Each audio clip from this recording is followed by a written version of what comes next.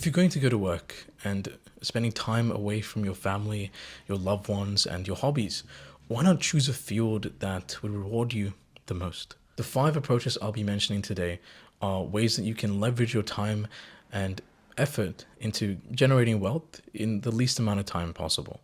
The first way is to get into the technology sector. And if anyone doesn't know, that some of the most profitable companies in the world are technology companies. Apple, Microsoft, Stripe, which is not publicly traded, but it's incredibly valuable, Zero. All of these are software companies. And software companies, they need software developers. They need people to run those companies, to do the technical work and coding that's required. So going into technology can boast very, very high salaries. People are making upwards of $200,000, $300,000 more than what many doctors make in less time in school. And that could be from doing a 3-year degree in university, 3-4-year degree in university, doing some internships, working at startups, getting experience. And you can probably get to that point a lot sooner than you can in many other fields. Or if you start now, you can actually get to that position where you become very good at coding and you can do those things. If you're a top 1% coder or software engineer, and if you are going to be working in a field, you may as well put down the effort and time it takes to become one of the best. Because if you are one of the best, then you have more choice. You have choice over who hires you, you have choice over your hours and things like that, because you're a lot better, you're a lot more valuable, you're rarer. More niche sections of technology, they're paid a lot more than someone who just does basic HTML and CSS. So that's just how websites are built. And most website builders, you can just build the websites using Wix or Squarespace or basically any of those builders where it doesn't really require that much money or time to actually make a website. But choose something that's rare, choose something that's valuable, where technically, the more you niche down when it comes to these kinds of things, the less jobs you can apply for. But the jobs that you do apply for, there's very little people competing for those jobs because there isn't that many people who are qualified enough to get to that point. So technology, that's the first field to get into if you want to make a lot of money and get a lot of wealth in a relatively short amount of time. Next one is high ticket sales.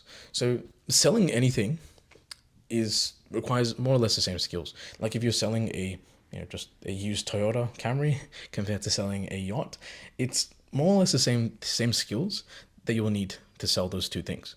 But the commission that you make, let's say you make 2% of a sale in both cases, because the ticket or like the actual price of the item itself is so much more expensive with high ticket sales. This is where you sell yachts, you sell like very expensive cars, very expensive jewelry, very expensive houses.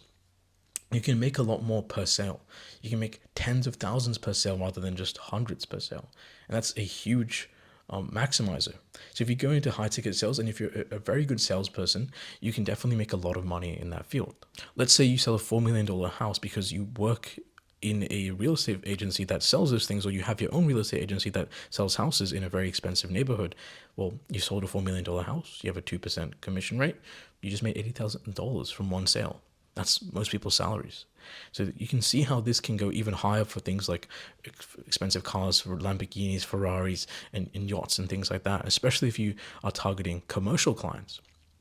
Let's say if we take Zoom, for example, most people don't know that Zoom, even though it's really useful for everyday people, Zoom gets most of their money from commercial clients, people who are businesses or businesses that have the money to spend, where they can drop tens of thousands of dollars on their software. Tech sales, kind of like an amalgamation of the first two things, is a pretty good career to get into. It's like the best of both of those worlds. And because like I said, you're working with commercial clients, businesses that are making, multiple millions per year, spending $60,000 for them isn't a lot of money. And for a normal person, that's a lot of money. So then you can actually make a lot more, and there'll be a pretty big appetite for those types of companies or those types of clients to purchase your software solutions. The next thing is a licensed professional. This is how most people grew up knowing wealth. Things like doctors, lawyers, accountants, but mostly just the best of the best doctors, best of the best lawyers, best of the best accountants. These people can make a killing when it comes to making money because they're kind of capped in a way. Like the number of doctors that can get in, or the number of medical students that can get into universities that are accepted every year in different countries, that's capped. There's a limited number of spots, and because there's a limited number of spots, there's a limited number of doctors that will be produced from this system, and therefore it's going to maintain a high level of salary for those people. And since you have to do several levels of tests to actually get the certifications and to be able to practice law, medicine, even accounting at certain levels, you end up having this position where it prevents the field from becoming overly saturated. There are some fields which are little bit more saturated than other ones, like law. A lot of people, they graduate university with a bachelor's of law, so you have to really set yourself apart through experience and through skill. If you're a very skilled lawyer, depending on what level of law you go into, you can do really well for yourself. And yeah, you can do really well for yourself. The only downside for most of these is that you do have to go to school, you do have to do a lot of studying, but in the scope of your life, it's really not that bad. It's a good investment. For most people, it's a very good investment. And over the course of your careers, you can make several millions of dollars. The fourth approach is to be an entertainer. And this has been there for a while as actors, as musicians for a long time. If you're a very good musician, if you're a very good actor, you can make a good amount of money. But also, if you're a very good content creator, like a lot more people are producing content these days, they're becoming their own personal brands, they're making YouTube channels. If you're able to entertain people or provide entertainment where you educate and you entertain them, or you just educate them, then it can be a very lucrative way to have a business as well. If you think about people like Ali Abdaal, he's made multiple millions every year from having his productivity channel, and it is growing in popularity, especially because things like YouTube, they allow you to leverage social media, and they allow you to leverage the internet. Now, in the past, people were kind of just stuck to the town that they lived in. They couldn't really talk to more people than that. But with the advent of the internet and with social media, people can actually, put themselves out there. The microphone that they would have had, where they would be performing to a small group, now is amplified. Whether you're performing music, whether you're saying certain things, now more people can hear you, more people can click on you. Your videos are probably sent to thousands of people that numbers of people that you would never meet in your own personal life. But because of the internet, you're able to leverage that. And if you become really good at that, then you can have a product on the back of that, and then produce a lot of wealth off of the back of that. Especially because videos are good intellectual property to have. Then they're relatively hard to make. And once they're up there, they can be up there for basically forever, making you like recurring revenue through ads or through sponsorships. So it can be a very lucrative way forward. The next one is entrepreneurship. So the entrepreneurship is probably the fastest way to wealth.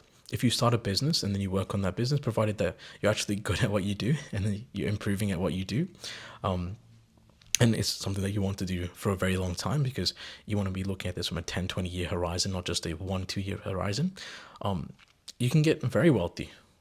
And that's because you can leverage so many things. You can leverage, at the end of the day, you're providing value to everybody, but you're leveraging online ads, you're leveraging staff members, you're leveraging the time, you're leveraging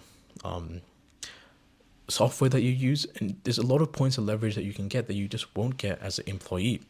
I'm not saying that employees, it's bad to be an employee. It's decent to be that. But I'm saying that if you want to get very, very wealthy, then it would be great to start a business. I don't think that these 4 or 5 approaches are all completely separate groups. There can be so much overlap, like I've mentioned before. You can be an entrepreneur who has a YouTube channel and he talks about entrepreneurship. You can maybe make a business off of your YouTube channel, so you make your business off of being an entertainer. Or maybe you can be a professional, like a doctor, and you can produce content, so you're entertaining, you're also being a doctor. Or maybe you run a clinic as a doctor as well. So then now you have the kind of like 3 of these things. I'm not saying that having more of them is better. I'm just saying that these are the main ways to become very wealthy, because these are the ways that you can leverage time, effort, accreditations, scarcity in terms of like not that many people being able to become the type of professional you are. And that's how you become wealthy. These are the best ways that you become wealthy, or the easiest ways to become wealthy. If you genuinely want to provide value to the world, then you'll become wealthy.